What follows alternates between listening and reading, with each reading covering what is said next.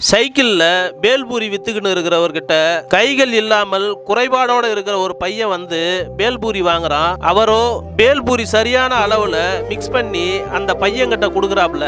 அந்த பையன் தன்னுடைய ஊனமான கையால அணைச்சி பிடிச்சு காசை கொடுக்குறான்.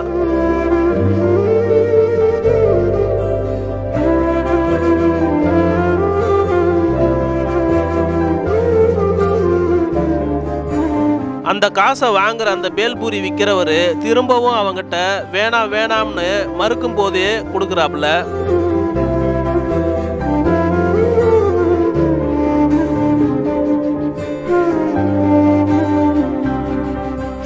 இந்த காணொளி இணையத்துல வைரல் ஆகிட்டு இருக்கு. அவனுடைய கைகளை பிடுங்கி கொண்டு உலகத்துல போய் வாழ்ந்துட்டு வா அப்படின்னு சொல்லி அனுப்பிவிட்ட கடவுளுடைய மனோபாவம் எத்தகையதுன்னு எனக்கு புரியல.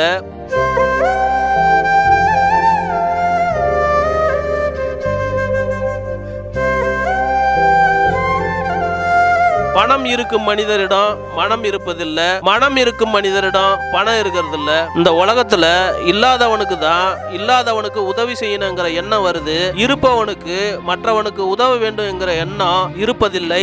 ஏழைகளுக்கும் பணக்காரர்களுக்கும் இருக்கிற வித்தியாசம் இந்த காணொளியில மிக தெளிவாக பார்க்க முடிகிறது.